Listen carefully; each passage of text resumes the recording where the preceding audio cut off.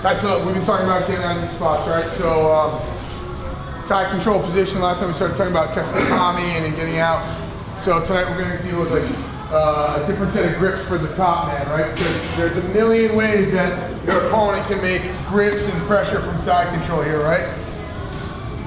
When I get to this spot here, right? As we talked about before, I don't want my arms away from my body here. The further my elbows are away from my body, the harder it is for me to get out. The problem here is that now when I start to try and make big movements, my arms are really like free for my opponent to start to attack and start to mount and things like that. So I generally want to be nice and tight inside, right? In this situation here, my first priority generally is the inside elbow across the opponent's belt line because it stops a lot of his attacks and a lot of things he wants to do in terms of mount and switching positions because I can keep distance. So for right now, guys, all we're going to do like we did last night really quickly is I'm going to bridge, I'm going to punch with my right hand, home, and I'm going to, on the way down, bring my elbow back inside here, okay?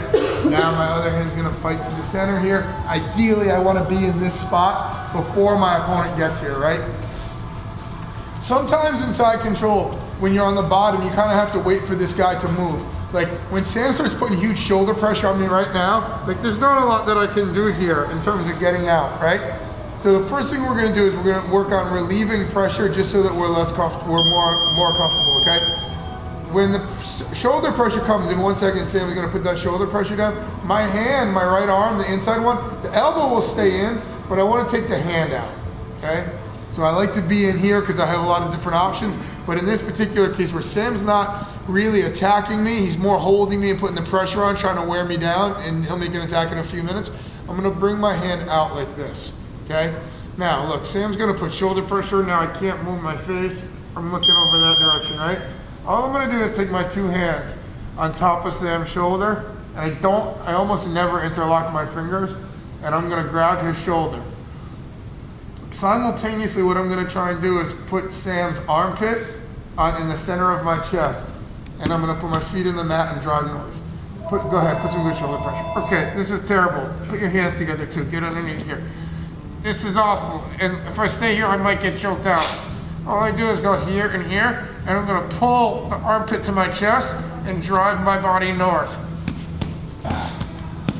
Just start to relieve the pressure. Okay? Okay.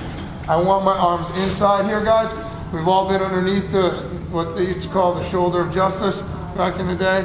This starts to turn my face away. Sam, look, if I start trying to push Sam, this is terrible. I'm probably gonna get choked out here. Grab the shoulder, pull the armpit to the chest, and drive north. Hold on tight, Sam.